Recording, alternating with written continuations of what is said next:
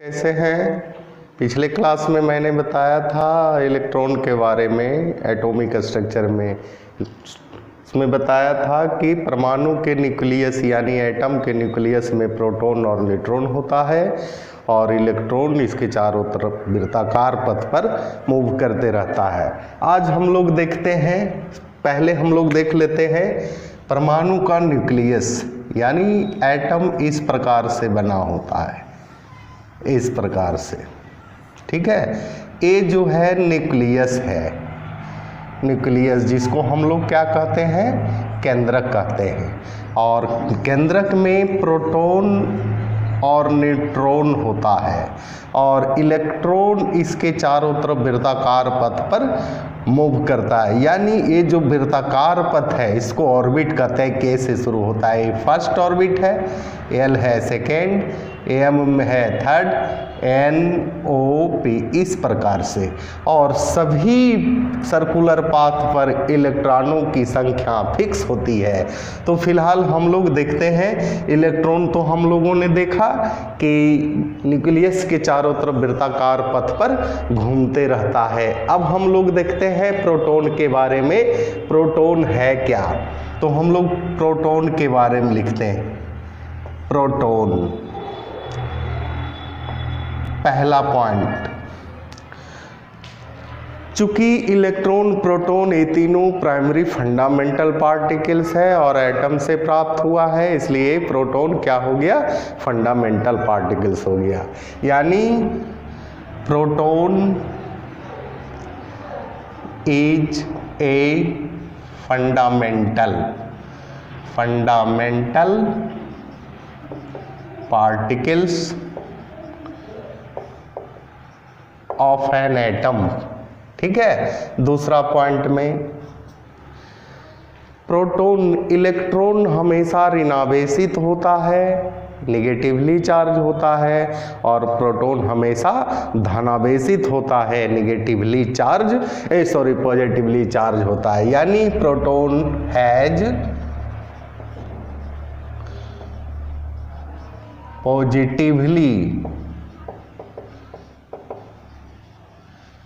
Charge, इसमें हमेशा ये धनावेशित होता है। इसके बाद स्टूडेंट, प्रोटॉन परमाणु के किस भाग में रहता है, किस पार्ट में रहता है। तो आप लोगों ने देखा कि परमाणु जो है, प्रोटॉन जो है एटम के न्यूक्लियस में रहता है। तो यहाँ लिखते हैं इट इज फाउंड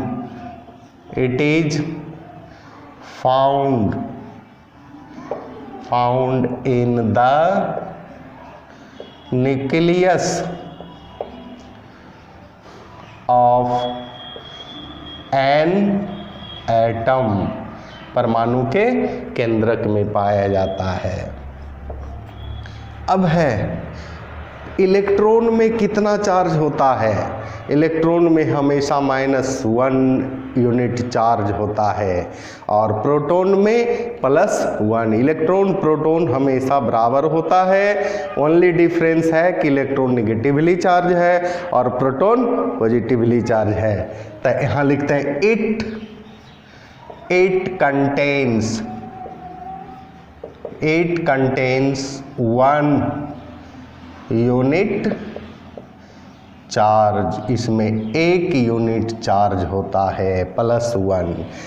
अब है इलेक्ट्रॉन का खोज किसने किया था। पिछले क्लास में मैंने बताया था जे थॉमसन साहब किए थे और प्रोटॉन का आविष्कार गोल्डस्टीन साहब किए। यानी it was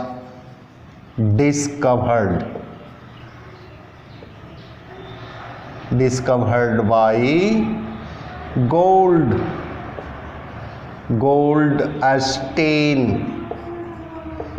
in 1886 in anode rays experiment.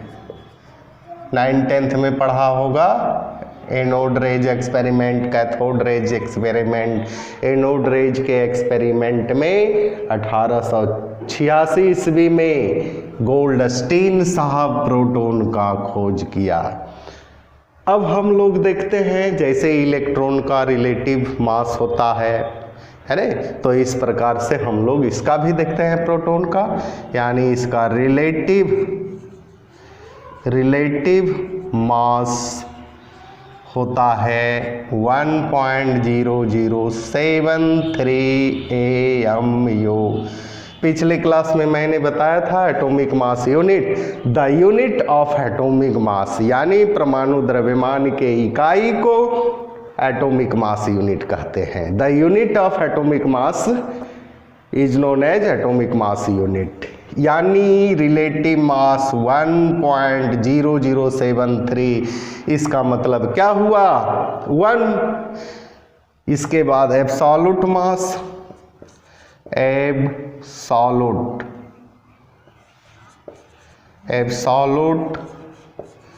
मास इसका हो जाएगा, क्या होगा 1.67 × 10⁻⁻24 ग्राम। और इसको केजी में अगर आपको बदलना है 1000 से डिवाइड कीजिए 1.67 × 10⁻⁻27 किलोग्राम। अब है रिलेटिव मास हो गया, रिलेटिव चार्ज क्या होगा, रिलेटिव चार्ज +1। समझ में आ रही है बच्चों?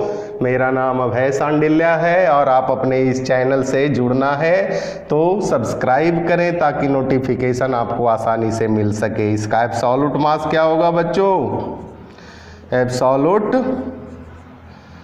मास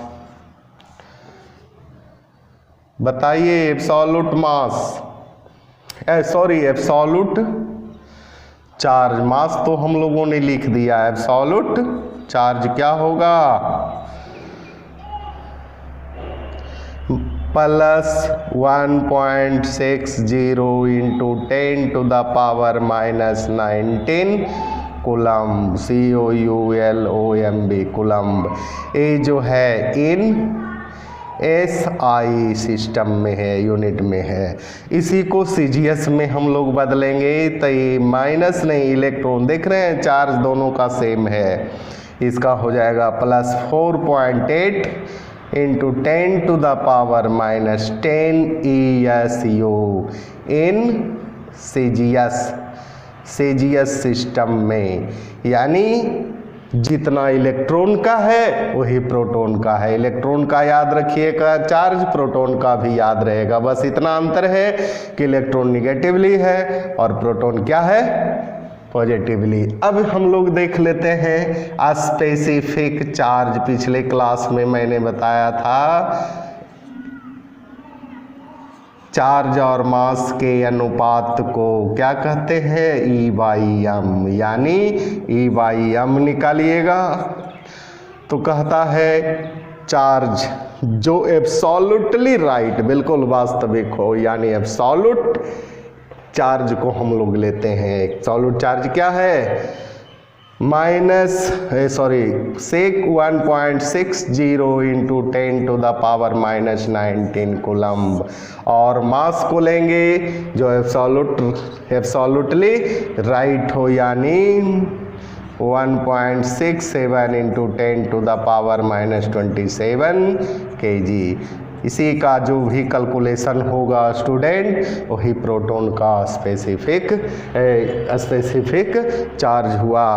तो क्या आपको समझ में आ रही है इलेक्ट्रॉन प्रोटॉन के बारे में? अब हम लोग देखते हैं न्यूट्रॉन के बारे में, ठीक है।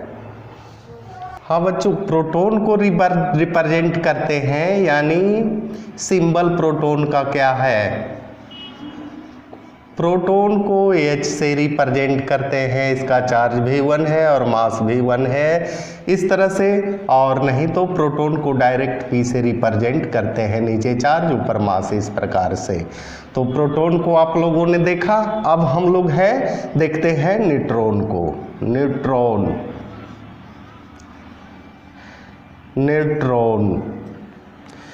पहला पॉइंट, ये तो आप लोगों ने देख रहे हैं कि न्यूट्रॉन फंडामेंटल पार्टिकल्स है, it is found in the nucleus में पाया जाता है ना।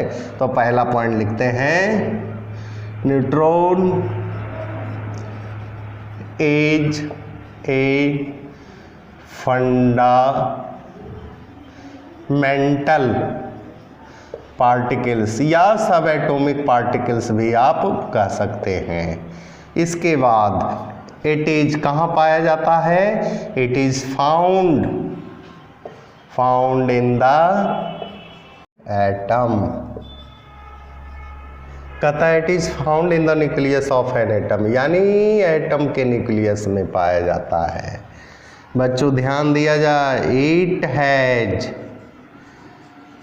नो चार्ज, इस पे कोई आवेश यानी चार्ज नहीं होता है।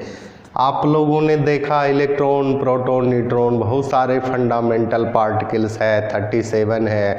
उसमें से आपसे पूछेगा कि सबसे हैवियर फंडामेंटल पार्टिकल्स कौन है, तो हमेशा याद रखिएगा कि न्यूट्रॉन जितने भी फंडामेंटल पार्टिकल्स है सबसे हैवियर है। तो लिखते हैं, neutron is heavier than other fundamental particles. Fundamental particles यानी जितने भी फंडामेंटल पर सबसे हैवियर।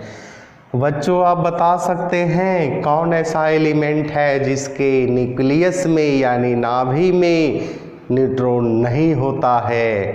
बताइए कौन एलिमेंट है? याद रखिएगा, हाइड्रोजन एक ऐसा एलिमेंट है जिसके नाभिक में न्यूट्रॉन नहीं होता है।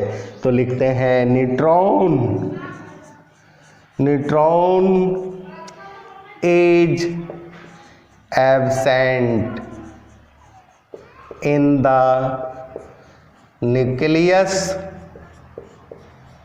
Nucleus of hydrogen atom. परमाणु के हाइड्रोजन एटम के नाभिक में न्यूट्रॉन एब्सेंट होता है, याद रखिएगा। इसके बाद अब आप बताइए कि न्यूट्रॉन का स्पेसिफिक चार्ज होगा? चार्ज ही इसका जीरो है, कोई चार्ज ही नहीं है, तो स्पेसिफिक चार्ज जीरो होगा। द स्पेसिफिक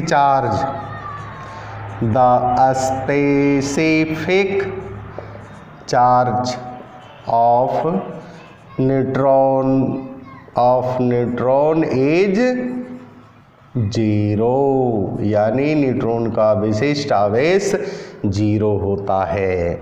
इलेक्ट्रॉन का खोज जे थॉम्सन साहब किए, प्रोटॉन का खोज गोल्डस्टीन साहब किए, और न्यूट्रॉन का खोज कौन किए? James Chadwick. हमेशा याद रखिएगा, इट वाज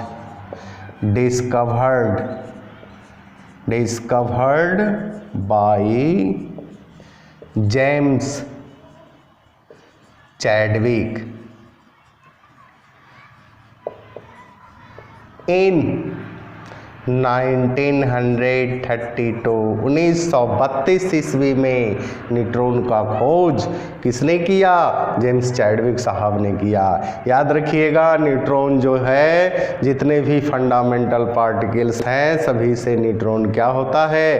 हैवियर होता है। कौन ऐसा एलिमेंट है जिसमें न्यूट्रॉन एब्सेंट होता है? तो हाइड्रोजन के न्यूक्लियस में न्यूट्रॉन एब्सेंट होता है। अब हम लोग देख लेते हैं इसका चार्ज। तक चार्ज तो जीरो है, अब मास को देख लेते हैं स्टूडेंट।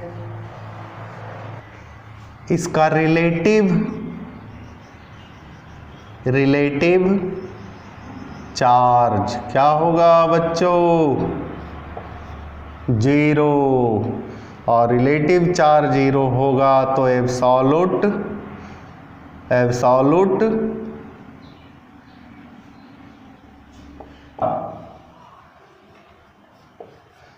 जीरो होगा। अब हम लोग देख लेते हैं रिलेटिव मास, आपेक्षिक द्रव्यमान। क्या होगा 1.0083 AMU atomic mass unit. Absolute मास क्या होगा? एब्सोल्यूट मास क्या होगा 1.68 इंटू 10⁻⁻24 ग्राम और केजी में बदलेंगे 68 इंटू 10⁻⁻27 केजी। अब इसका आप सिंबल लिखिए, सिंबल न्यूट्रॉन का, तो इसको न्यूट्रॉन से रिप्रेजेंट करते हैं। इसका चार्ज 0 है, मास 1 है, यानी ये इस तरह से लिखा हुआ रहे, हमेशा याद रखिए। और फंडामेंटल पार्टिकल्स का यूज न्यूक्लियर केमिस्ट्री में बहुत ज़्यादा होगा बम्बार्डिंग करने के लिए, है ना। एटम बम, परमाणु बम, हाइड्रोजन बम, बहुत सारा बम बनता है न्यूक्लियर केमिस्ट्री में। तो इस चैप्टर के बाद हम लोग देखेंगे न्यूक्लियर केमिस्ट्री। तो आपको समझ में आ रहा है। इसका स्पेसिफिक चार्ज तो पहले ही लिख दिए हैं, क्या होगा स्पेसिफिक चार्ज E/m। चार्ज इसका 0 है, मास आप कुछ भी लिख दीजिए 0 ही होगा। कुछ भी कैसे लिखेंगे, जो इसका मास होगा वही लिखेंगे, यानी स्पेसिफिक चार्ज आपका 0 हो गया। बच्चों, ईश्वर उसी को मदद करता है जो अपना मदद खुद करता है। अगर आप मेहनत करना शुरू कीजिएगा, ईश्वर आपको मदद करेंगे, और ईश्वर जब आपको मदद करने लगेंगे तो सफलता आपको 100% की गारंटी है। इसी के साथ आज यहीं तक रहने देते हैं। अगले क्लास फिर हम लोग आएंगे एटॉमिक स्ट्रक्चर में। धन्यवाद।